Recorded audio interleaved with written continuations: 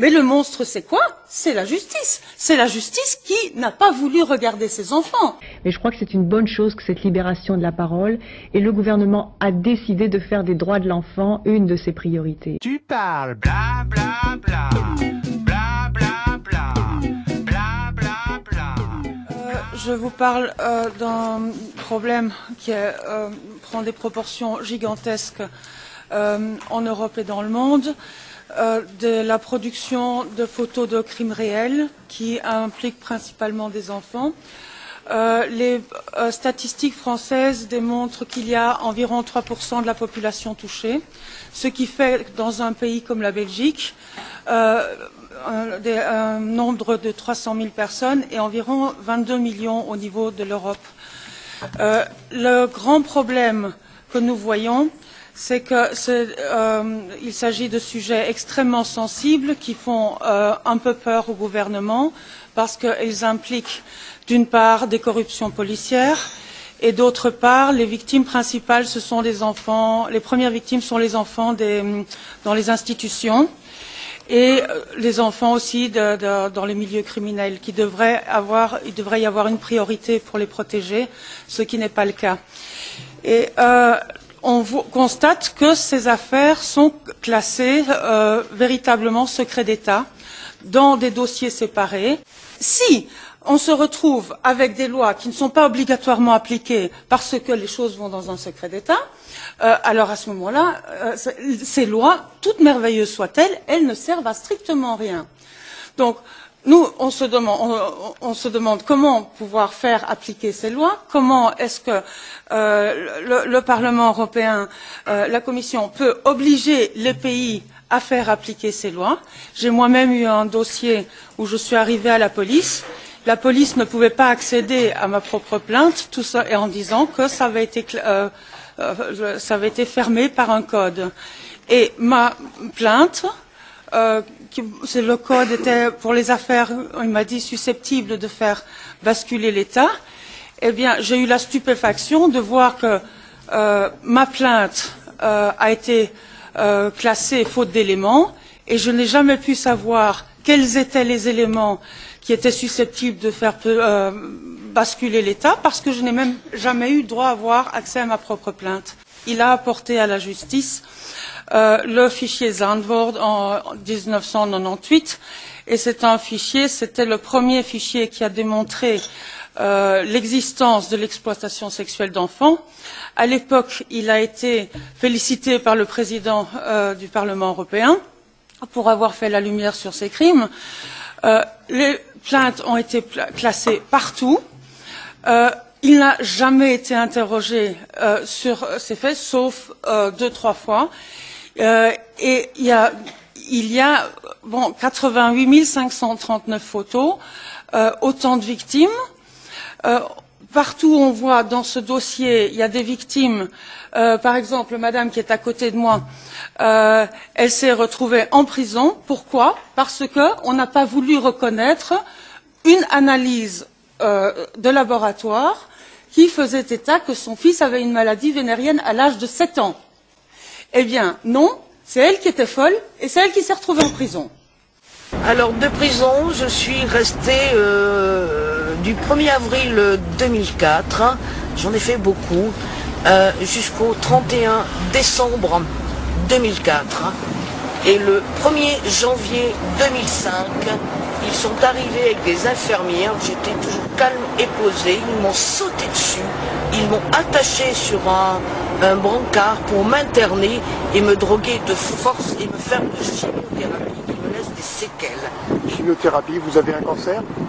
Je n'ai pas de cancer. Pour quelle raison vous ont-ils fait une chimiothérapie en ce cas? Paranoïa. Tant que je continuais à accuser. C'est un abus de pouvoir. Comment vous êtes-vous aperçu que votre fils était concerné par les fameux CD-ROM de Zandvoort et donc était victime de ce réseau? Tout simplement parce que mon fils a parlé et qu'en 2000 j'étais convoqué par la police suisse aux commissions rogatoires de M. Bertossa à visionner le 14 juillet 2000 avec d'autres françaises le CD-ROM Ulrich à l'hôtel de police de Genève. où mon fils s'est reconnu et où je me suis reconnue. Votre fils y apparaissait photo, film, sous quelle forme?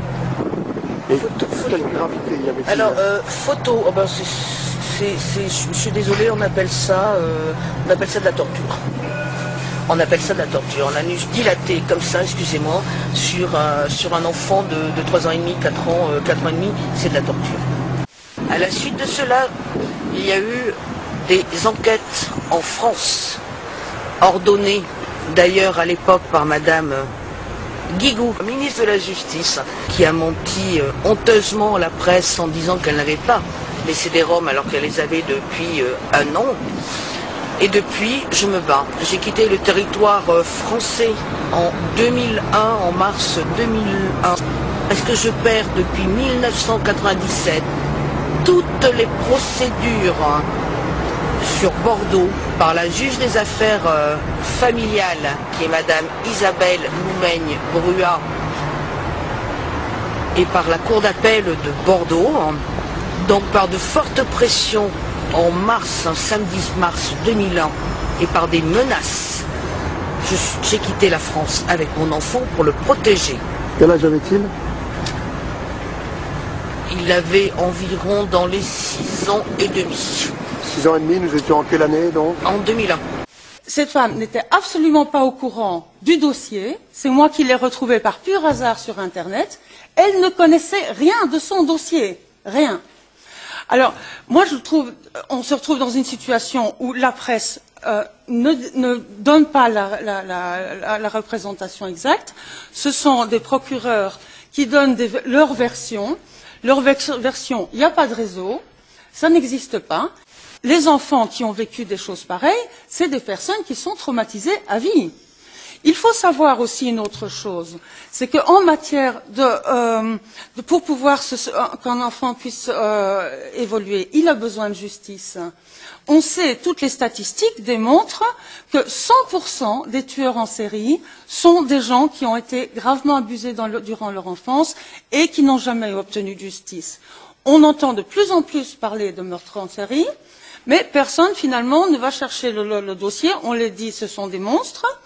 Et on découvre petit à petit derrière le dos que c'est des enfants qui ont été prostitués, que c'est des enfants qui ont subi des abus épouvantables, mais on ne met pas en cause la justice qui n'est jamais intervenue pour sauver ces enfants. On voit constamment, oui, on parle du monstre, mais le monstre c'est quoi? C'est la justice. C'est la justice qui n'a pas voulu regarder ces enfants. Nous, quand on dénonce nos problèmes à la justice, on ne nous répond pas. Par exemple, on a aussi différentes problématiques dans les réseaux pédocriminels qui ne se trouvent pas dans n'importe quel dossier. Internet vous a complètement anéanti les frontières. Donc c'est dans la vente, pas dans la production. La production, ça se fait au niveau local, mais la vente, ça se fait sur Internet. Donc les frontières, on peut les oublier. Le résultat, vous vous retrouvez avec des dossiers dans 36 pays différents. Quand il y a un pays comme la Belgique, qui est un scandale pour l'Europe, retient la partie française du réseau, a été jugée en l'absence d'environ 80 000 pièces. Les 80 000 pièces, on sait qu'elles existent, puisque nous les avons déposées. Et madame a été condamnée à la prison en l'absence de 80 000 pièces à son dossier. Alors c'est quand même assez extraordinaire.